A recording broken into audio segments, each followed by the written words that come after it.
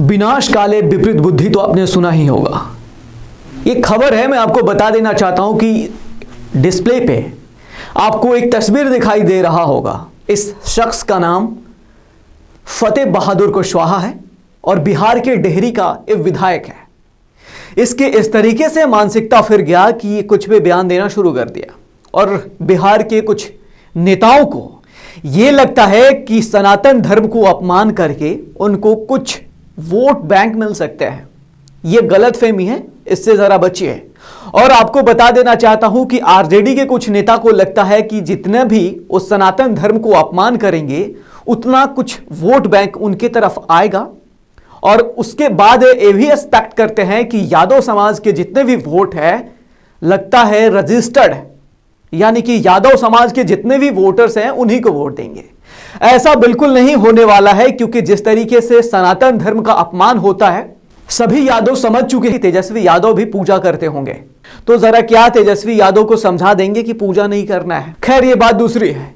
अब जरा बताइए कि तेजस्वी यादव लगातार ये मना भी करते हैं कि ऊट पटांग की बातें नहीं करना है, सारे विधायक को बताते रहते हैं। लेकिन जरा देखिए कि तेजस्वी यादव को बात किस तरीके से ये सारे विधायक जो हैं वो किस तरीके से मानते हैं, वो समझ में आएगा आपको कि इतने हिदायत करने के बाद भी। और जरा देखिए कि किस तरीके से इनकी मानसिकता है और क्या बोलते हैं। जरा ये वीडियो देखिए कि सरस्वती जो सरस्वती है ब्रह्मा की बेटी है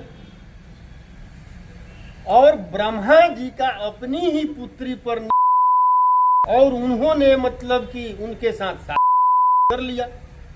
तो आप खुद समझिए कि पूजा मतलब कि किसका होता है, चरित्रवान का या चरित्रहीन का।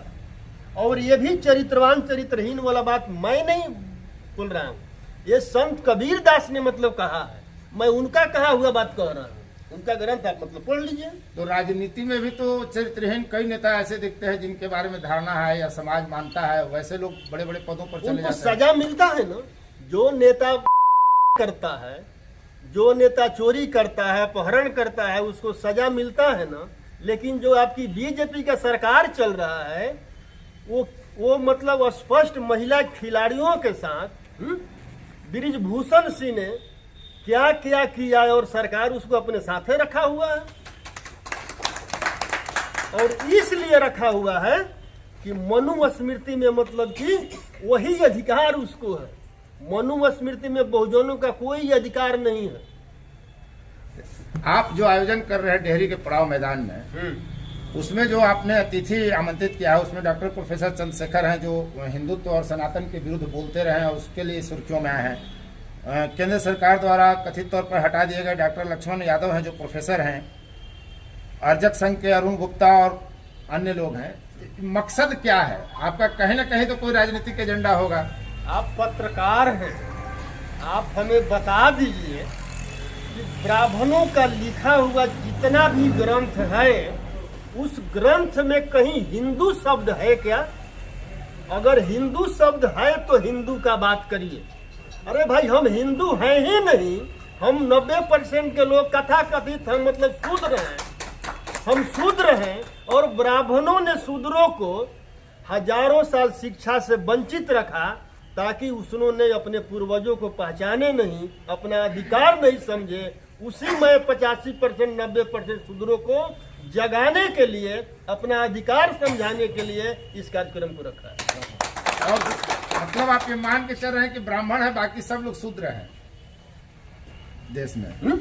देश में 15% आप ही के भाजपा का प्रदेश अध्यक्ष का बयान आया ना कि ब्राह्मण श्रेष्ठ है, ब्राह्मण श्रेष्ठ था, श्रेष्ठ है और श्रेष्ठ रहेगा। 3% अगर श्रेष्ठ है तो 97% क्या है? जाकर पूछ लीजिए उनसे, वो तो शूद्र न है।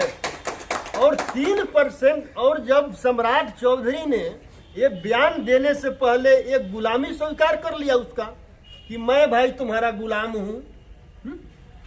मतलब आने वाले लोकसभा चुनाव में राजद का एजेंडा यही रहेगा, शूद्र बनाम अन्य या ब्राह्मण बनाम अन्य शूद्र। हम ये सामाजिक बदलाव की बात कर रहा हूं, मैं राजनीतिक बदलाव इसका राजद से कोई लेना देना नहीं है। ये पूरे बहुजन समाज के लोगों का भविष्य का बात है।